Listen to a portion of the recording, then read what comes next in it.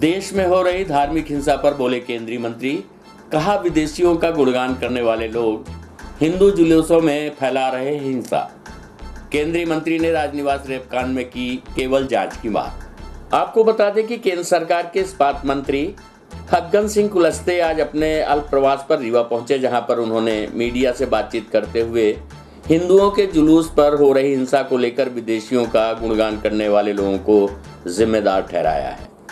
इसके अलावा आरक्षण पर सक्षम लोगों को लाभ लेने वाले सवाल पर मंत्री ने संविधान के तहत व्यवस्थाओं को सुधारे जाने की बात कही है। वहीं मंत्री ने रीवा के राजनिवास भवन में हुई रेप कांड की घटना पर जांच की बात भी की है।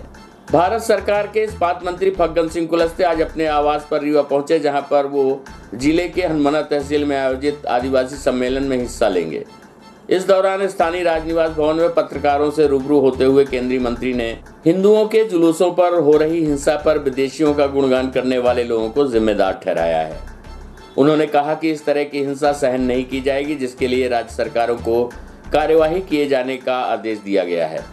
इसके अलावा सक्षम लोगों को आरक्षण का लाभ नहीं लेना चाहिए। राजस्थान के रौसा से बीजेपी सांसद जसकौर मीणा के द्वारा दिए गए बयान पर भी केंद्रीय मंत्री कुलस्ते ने कहा और अपना पक्ष रखा। उन्होंने कहा कि संविधान के तहत व्यवस्थाओं को सुधारे जाने के लगातार प्रयास किए जा रहे हैं। कुलस्ते ने कहा कि बाबा साहब भीमराव अंबेडकर ने संविधान का निर्माण किया था तो उन्होंने व्यवस्थाओं को देखा था। इसके आधार पर अब प्रधानमंत्री नरेंद्र मोदी के द्वारा नई नीति तैयार की जा रही है। इसके साथ ही बिहार के पूर्व मुख्यमंत्री जीतन राम मांझी के द्वारा भगवान राम को काल्पनिक बताते हुए की गई टिप्पणी पर भी केंद्रीय मंत्री कुलस्ते ने कहा कि ईश्वर सबका है और सबको अपना कर्म करते हुए उन्हें पूजना चाहिए। आइए सुनते हैं केंद्रीय मंत्री फग्गन सिंह कुलस्ते से प्राप्त जानकारी के अंश। देखिए, ये संवैधानिक व्यवस्था है, उस व्यवस्था के अनुरूप ही लोगों को लाभ मिलता है। जहाँ तक रिजर्वेशन का जो सवाल है, वो देखिए एक ऐसा विषय है, व्यक्तिगत कौन व्यक्ति क्या कहता है, परंतु जो संविधान सम्मत व्यवस्था है उस व्यवस्था के अनुरूप लोगों को लाभ मिलना चाहिए। और इसीलिए व्यवस्था अंबेडकर जी ने इसमें प्रावधान किया था, उसके पीछे यही हेतु है। और इसलिए अलग अलग तरह के लोग विचार करते हैं और इसीलिए कानून का पालन होना चाहिए। कानून को ध्यान में रख कर के जितने लोगों को हम लाभ पहुंचा सकते हैं उस रेशों पे।